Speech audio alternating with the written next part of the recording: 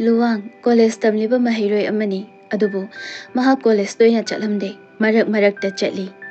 mahakna college chattaba matamda thabak atopa chatli mahakki yumga irap lapnadaba mafam amada yum sabagi jugali chatli matam kharagi matungda mahak marup khara thengnaduna tapna punba haurakhi sum khara punbadagi chawba amadi pisak magi khwaidagi chanajaba marup oikhiduna punba haukre phone number paina duna wari sanaba college chatminaba haukre nongma chawba madi pisakna conference call da luwang da call tawraklami hello bye kedoramino luwang na sum lady nakhoi chaka charaba chare luwang na kaino ngasidi puna call tawrisibo kai lege pisakna tawrakpa yadro luwang na yaida sum hangbani chawbana hayang class loidro nupani chatoini nangdi la oidro chawbana aide hayang la aroige ado notes tharo ko hoi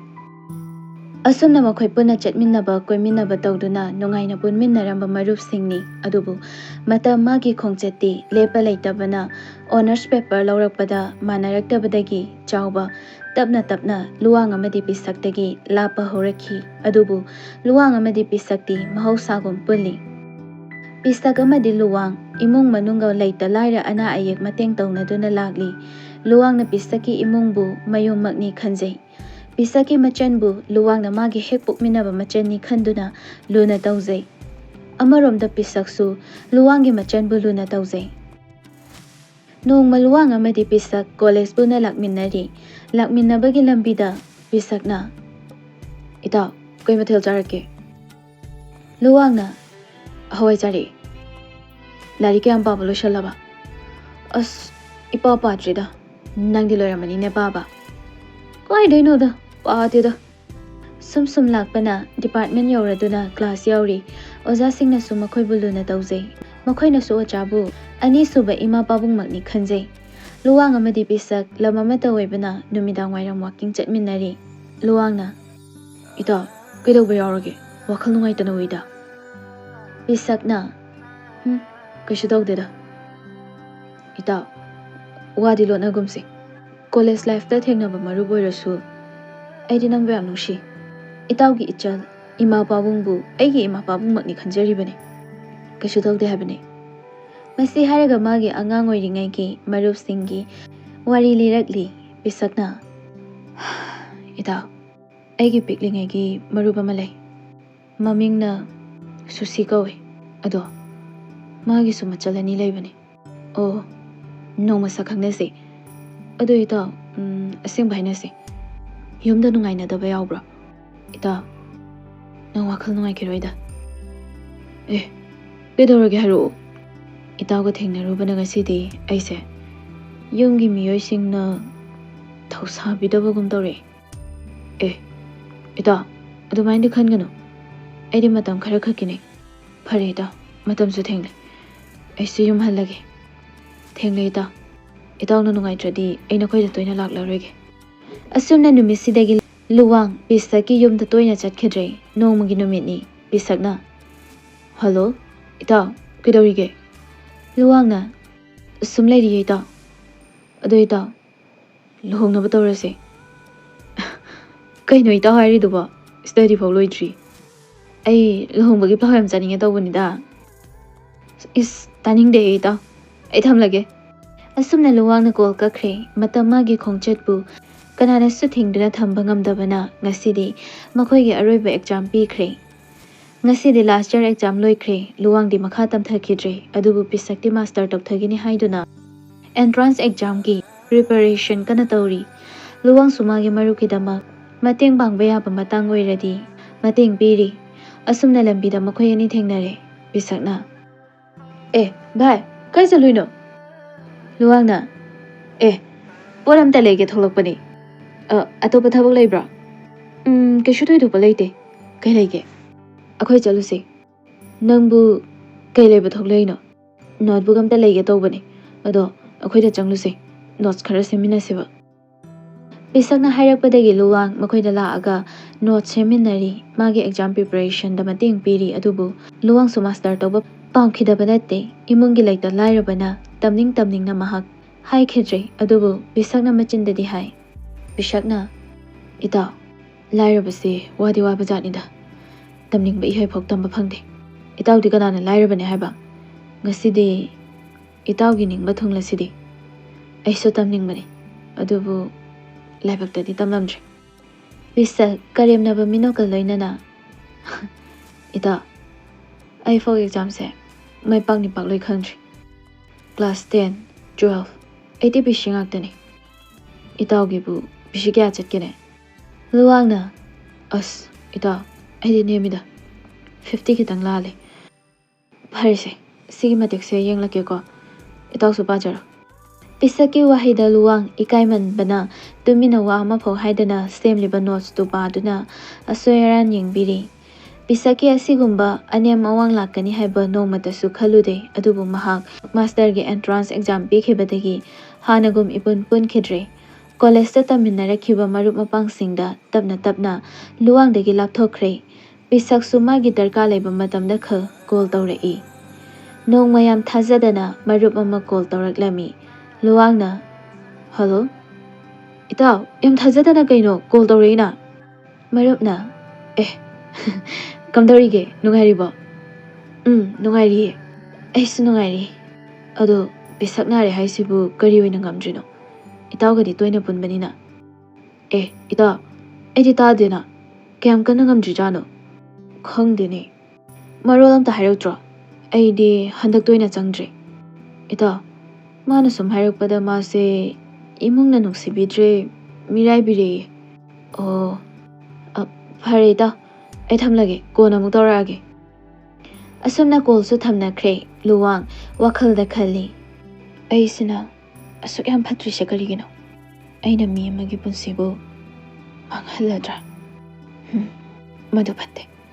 ai de pisaki machalbu ai gi chalga manaba meeting yenglubani adubu magi wakhala Lalamaba Paris Aigisu Ichalani Ladina Aigidi Mokwina Tawaini Bisagamadi Luwang Mahosagum Pun Kidre Goles Matam Lokibana Uibusu Yai Matangi Kongjati Tingduna Tambaya Dabana Nasidi Makoya Arabic exam result Haidorakle Adubu Luwangdi exam result Obanongan Baga Kangli Aduga Marup Ataidi Pulapuna exam result Naminaram Bajani Matangi ayukni luwangi phone da message ama laklami marup amana Good morning luwang luwangna morning marup amana handakti college ta treat tawgadaba mi yawrabani karamba matangino agyan tadre marup amana akhoi gi exam ngarang haidoklabani ayingbiga pistakana top 10 manungda dum yawraklabani oh nakhidi ka mind tawrage kuidi hamu ne Parise, lage. Asumna call thamkre, luwang, hogalaktuna exam result gi waridu imung manung da tamlami. Adubu yumna hairei. Mina henkre ne adudi natra. Luwang, wa makha taramdana tumina chatki. Numidang wairam gi matamni, bisak, luwang da call tawraklami. Luwang na, hello, ita. Bisak na, hello. Luwang na, congratulations. Bisak na, Thank you. Ado, aina phone tawreise warimta sa send tawbane yagadro. Yai hairo. Ojana call tawraklami hayeng college da lao hairi. Adudi akhoi pulap pundoi nadro. Pung kya da chasige. Akhoi pundoi ni. Pung 10 doi da lao hairi. Ado aina itawdi yawraroi thabak sangde haikri. Aduna oja singda adumna khara khumbiyo. Aduga wafam amana Oda singda khudol khara pige khanli paisa khara biro ita ayaw bunungai tabra adoi natida ita episode su laite aduga itaw na hairido haikrage asumna pisakna call tawduna luwang thabak sangde loina haikre adubu mukhoi su luwang da call tawrei luwang su pisaki maning thungjara sanu haiduna sangde loina haikre mathangi ayukni ojana luwang da call tawraklami luwang na hello good morning sir Ozaduna morning college yorabo sir aidi lagdre warubina kay lagdriba bisakna haraktabro ꯍꯥꯏꯔꯦ ꯁꯥꯔ ꯑꯗꯨꯕꯨ ꯑꯩ ꯂꯥꯛꯆꯔꯔꯣꯏ ꯋꯥꯔꯧꯕꯤꯅꯣ ꯍꯩ position ꯍꯥꯏꯁꯤꯗꯤ ꯂꯛꯀꯤ ꯋꯥꯅꯤ ꯅꯪꯁꯨ ꯄꯤꯁꯤ ꯌꯥꯝ ꯐꯖꯩ ꯊꯥꯒꯠꯂꯤꯕꯅꯦ ꯅꯪꯕꯨꯁꯨ ꯀꯩꯒꯤꯅꯣ ꯅꯨꯄꯥꯅ ꯑꯗꯨꯃꯥꯏꯅ ꯀꯞꯄ ꯍꯧꯅꯗꯦ ꯑꯣꯖꯥ ꯑꯩ ꯊꯝꯖꯔꯒꯦ ꯀꯣꯜ ꯊꯝꯈ꯭ꯔꯦ ꯂꯨꯋꯥꯡ ꯄꯦꯟꯅ ꯀꯞꯆꯔꯤ ꯑꯁꯨꯝꯅ ꯄꯤꯁꯛꯀꯤ ꯈꯨꯖꯤꯟ ꯊꯧꯔꯥꯡꯗꯒꯤ ꯉꯁꯤꯗꯤ ꯂꯨꯋꯥꯡ ꯃꯌꯥꯝ ꯃꯔꯛꯇ ꯄꯨꯟꯕ ꯐꯪꯈꯤꯗ꯭ꯔꯦ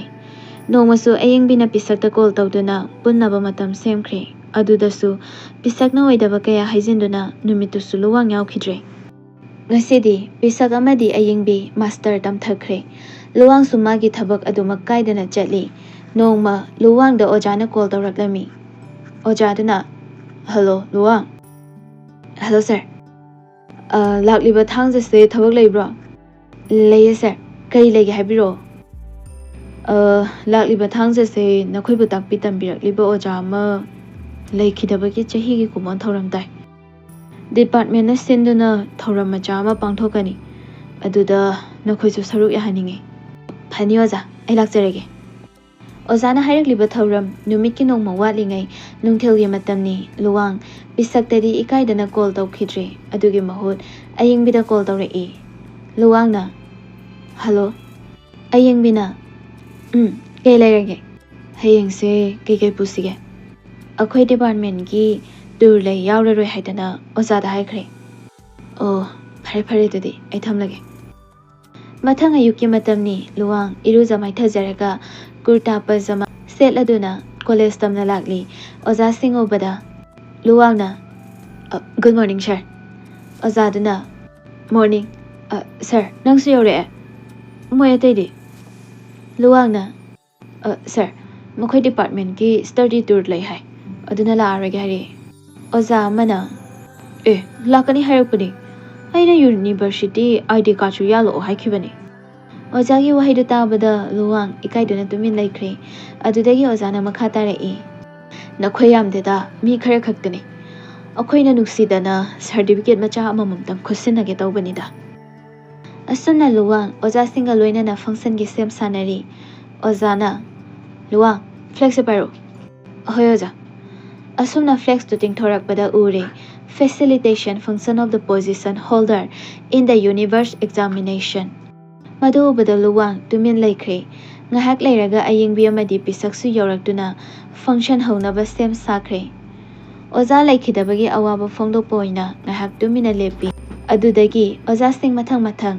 ꯁ꯭ꯄꯤꯆ ꯄꯤꯅꯔꯛꯈꯤ ꯐꯪꯁꯟꯒꯤ ꯊꯧꯔꯝ ꯂꯣꯏꯔꯛꯄꯗ ꯑꯦꯡꯀꯔ ꯑꯣꯏꯔꯤꯕ ꯑꯣꯖꯥꯅ ꯉꯁꯤꯒꯤ ꯊꯧꯔꯝꯁꯤꯒꯤ ꯂꯣꯏꯁꯤꯜꯂꯛꯄꯗ ꯍꯟꯗꯛ ꯌꯨꯅꯤꯚꯔꯁꯤꯇꯤꯒꯤ ꯑꯦꯛꯖꯥꯝꯗ ꯃꯥꯏ ꯄꯥꯛꯇꯨꯅ ꯄꯣꯖꯤꯁꯟ ꯍꯣꯜꯗꯔ ꯆꯟꯂꯛꯈꯤꯕꯁꯤꯡꯕꯨ ꯏꯀꯥꯏ ꯈꯨꯝꯅꯕ ꯎꯠꯄ ꯑꯣꯏꯅ ꯑꯆꯝꯕ ꯈꯨꯗꯣꯜꯁꯤ ꯂꯧꯕꯤꯅꯕ ꯀꯧꯁꯤꯟꯖꯔꯤ ꯑꯁꯨꯝꯅ ꯄꯤꯁꯛ ꯑꯃꯗꯤ ꯑꯌꯤꯡꯕꯤꯁꯨ ꯈꯨꯗꯣꯜ ꯑꯗꯨ ꯂꯧꯁꯤꯟꯗꯨꯅ ꯃꯈꯣꯏꯒꯤ ꯋꯥꯐꯝ ꯐꯣꯡꯗꯣꯛꯂꯤ ꯑꯔꯣꯏꯕ ꯑꯣꯏꯅ ꯍꯟꯗꯛꯀꯤ ꯑꯦꯛꯖꯥꯝꯗ ꯄꯣꯖꯤꯁꯟꯗꯤ ꯌꯥꯎꯗ꯭ꯔꯕ ꯑꯗꯨꯕꯨ ꯍꯣꯠꯅꯕꯗꯤ ꯀꯟꯖꯕ ꯁꯥꯇ꯭ꯔ ꯑꯃꯈꯛꯀ ꯀꯧꯈꯠꯆꯔꯛꯀꯦ ꯇꯤꯜꯂꯤꯕ ꯃꯤꯌꯥꯝꯗꯨ ꯄꯨꯝꯂꯥꯡ ꯂꯥꯡꯏ ꯀꯅꯥꯕꯨ ꯑꯣꯏꯔꯒꯕ ꯍꯥꯏꯗꯨꯅ ꯑꯗꯨꯕꯨ ꯂꯨꯋꯥꯡꯗꯤ ꯏꯀꯥꯏꯃꯟꯗꯅ ꯇꯨꯃꯤꯟꯅ ꯂꯩ ꯑꯗꯨꯕꯨ ꯈꯪꯍꯧꯗꯅ ꯂꯨꯋꯥꯡꯕꯨ ꯀꯧꯊꯣꯔꯛꯄꯗ ꯂꯨꯋꯥꯡ ꯃꯁꯥ ꯄꯨꯝꯕ ꯇꯨ ꯆꯨꯡꯈ꯭ꯔꯦ ꯑꯗꯨꯕꯨ ꯂꯨꯋꯥꯡꯁꯨ ꯊꯣꯛꯂꯛꯇꯨꯅ ꯑꯆꯝꯕ ꯈꯨꯗꯣꯜ ꯂꯧꯔꯤ ꯑꯗꯨꯕꯨ ꯊꯥꯖꯗꯕ ꯀꯌꯥꯗꯨꯅ ꯂꯨꯋꯥꯡ ꯃꯌꯥꯝ ꯃꯥꯡꯗ ꯃꯤꯠꯂꯨ ꯄꯤꯔꯥꯡꯒ ꯂꯣꯏꯅꯅ ꯃꯈꯣꯜ ꯊꯣꯛꯅ ꯀꯞꯆꯔꯤ ꯈꯨꯗꯣꯜ ꯄꯤꯔꯤꯕ ꯑꯣꯖꯥꯁꯨ ꯀꯞꯆꯔꯤ ꯂꯨꯋꯥꯡ ꯀꯞꯄ ꯍꯦꯟꯃꯟꯈꯤꯕꯅ ꯋꯥ ꯉꯥꯡꯕ ꯊꯣꯛꯈꯤꯗ꯭ꯔꯦ ꯅꯨꯃꯤꯠꯁꯤꯗꯒꯤ ꯄꯤꯁꯛ ꯃꯍꯧꯁꯥꯒꯨꯝ ꯂꯨꯋꯥꯡꯗ ꯀꯣꯜ ꯇꯧꯕ ꯍꯧꯔꯛꯈꯤ ꯃꯍꯧꯁꯥꯒꯨꯝ ꯄꯨꯟꯁꯤꯟꯅꯕ ꯍꯣꯠꯅꯔꯛꯈꯤ ꯑꯗꯨꯕꯨ ꯂꯨꯋꯥꯡꯁꯨ ꯑꯗꯨꯃꯛ ꯋꯥꯔꯤ ꯁꯥꯔꯤ ꯑꯗꯨꯕꯨ ꯄꯤꯁꯛꯅ ꯈꯥꯔꯛꯈꯤꯕ ꯁꯝꯕꯜꯗꯤ ꯁꯤꯗꯣꯛꯄ ꯉꯝꯈꯤꯗ꯭ꯔꯦ ꯑꯁꯨꯝ ꯇꯞꯅ ꯇꯞꯅ ꯂꯣꯏꯅꯔꯛꯄꯅ ꯉꯁꯤꯗꯤ ꯃꯔꯨꯞ ꯍꯥꯏꯕ ꯃꯤꯡꯊꯣꯜꯗꯨꯃꯇꯪ ꯉꯥꯏꯍꯧꯔꯦ